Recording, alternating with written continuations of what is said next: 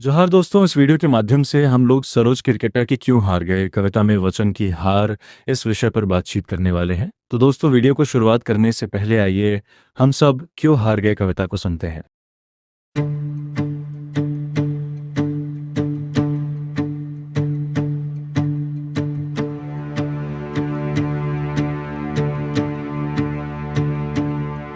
क्यों हार गए, क्यों हार गए, एक जोड़ा गाय बैल से क्यों हार गई माँ। आलसी बराह को कैसे पसंद किया, प्रतिदिन आंगन में तावा घूमता है। सवेरे से ही लावा घूमता है, सवेरे से ही लावा घूमता है, घूमता है।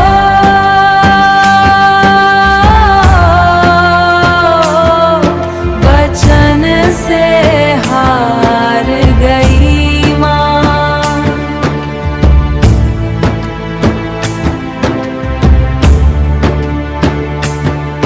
बेटे का हाथ पकड़ बेटी को पीठ में बांध, मेरी माँ चली जाती है खेत निकोनी करने। मेरी माँ चली जाती है खेत निकोनी करने। बेटी को मेड़ पर सुलाकर बेटा छाता लगाता है। रात को धान झून कूट कर माँ छाता लगाता है। रात को धान झून कूट कर माड़ भात बना। आलसी बराहा हिस्सा बांट लेता है। क्यों हार गई माँ वचन से, क्यों हार गई माँ वचन से। वचन से हार गई माँ।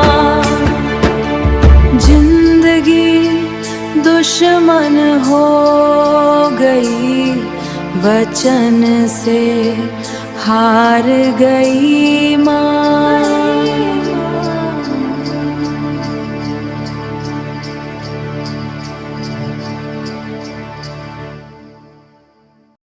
तो दोस्तों, कविता सुनने के बाद हम लोग कविता के मुख्य विषय पर बात करते हैं। सरोज केरकेट्टा की कविता क्यों हार गए आदिवासी जीवन की कठोर सच्चाइयों, स्त्री संघर्ष और सामाजिक विडंबनाओं को अत्यंत संवेदनशीलता के साथ प्रस्तुत करती है। वचन की हार इस कविता का केंद्रीय भाव है, जो केवल एक व्यक्तिगत असफलता नहीं बल्कि उस व्यवस्था का प्रतीक है जिसमें स्त्रियां अपने ही शब्दों, वादों और विश्वासों के बोझ तले दब जाती हैं। कविता में माँ का चरित्र एक ऐसी मेहनतकश स्त्री का प्रतिनिधित्व करता है जो दिन रात श्रम करती है, परिवार को संभालती है, फिर भी उसके हिस्से में सम्मान और न्याय नहीं आता। वचन यहाँ केवल दिए गए शब्द का अर्थ नहीं रखता, बल्कि ये सामाजिक बंधनों, रिश्तों और उन अदृश्य जिम्मेदारियों का प्रतीक है जिन्हें निभाने के लिए स्त्री बाध्य होती है। माँ का हार जाना यह दर्शाता है कि जब समाज में असमानता और शोषण गहराता है, तब सच्चाई, मेहनत और ईमानदारी भी कमजोर पड़ जाती है। इस प्रकार ये कविता स्त्री जीवन की पीड़ा और सामाजिक संरचना की क्रूरता को उजागर करती है। कविता क्यों हार गए में कवयित्री ने एक आदिवासी माँ के जीवन के माध्यम से वचन की हार की गहरी व्यथा को व्यक्त किया है। माँ का जीवन निरंतर श्रम और संघर्ष से भरा हुआ है। वो सुबह से ही खेतों में काम करने निकल जाती है, अपने छोटे छोटे बच्चों को साथ लेकर। एक ओर वह बेटे का हाथ थामे रहती है, दूसरी ओर बेटी को पीठ पर बांधकर जीवन की कठिन राहों पर चलती है। यह दृश्य उसकी जिम्मेदारियों और मजबूरी का सजीव चित्र प्रस्तुत करता है। कविता में आलसी बराह एक प्रतीक है जो उस व्यक्ति या व्यवस्था को दर्शाता है जो बिना मेहनत किए भी श्रम का फल प्राप्त कर लेता है। माँ दिन रात मेहनत करती है, खेत में निकोनी करती है, रात को धान कूटती है, भोजन बनाती है, फिर भी उसका श्रम पूरी तरह उसका नहीं रहता।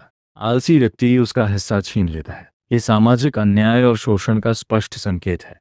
वचन की हार का अर्थ यहाँ यह है कि माँ ने जो विश्वास, वादा या संबंध निभाने की कोशिश की, वह अंततः उसके लिए बोझ बन गया। शायद उसने परिवार, रिश्तों या समाज के प्रति जो जिम्मेदारी ली, वही उसके शोषण का कारण बन गई। वो अपने वचन से बंधी हुई है, इसलिए विरोध नहीं कर पाती और अंततः हार जाती है। कविता में यह भी दिखाया गया है कि माँ की ये हार केवल व्यक्तिगत नहीं, बल्कि एक व्यापक सामाजिक समस्या का हिस्सा है।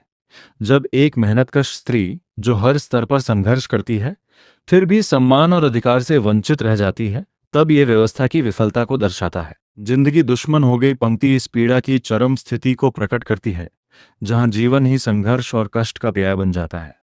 यह कविता श्रम, शोषण और सामाजिक असमानता की गहरी सच्चाई को उजागर करती है, जहां सच्चाई और मेहनत के बावजूद स्त्री को हार का सामना करना पड़ता है।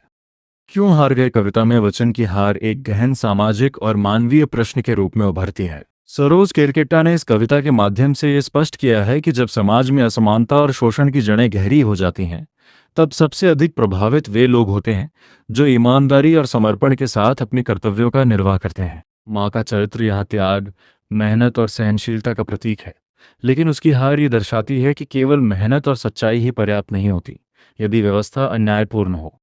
कविता हमें ये सोचने पर मजबूर करती है कि क्या हम उन स्त्रियों के संघर्ष को समझ पा रहे हैं जो अपने वचनों और जिम्मेदारियों के कारण खुद को खो देती हैं। ये रचना समाज में समानता, न्याय और संवेदनशीलता की आवश्यकता को रेखांकित करती है।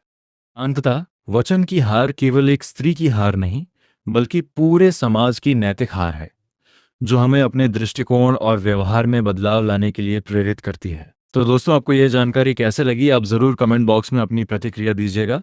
वीडियो अच्छा लगा तो चैनल को सब्सक्राइब करें। धन्यवाद।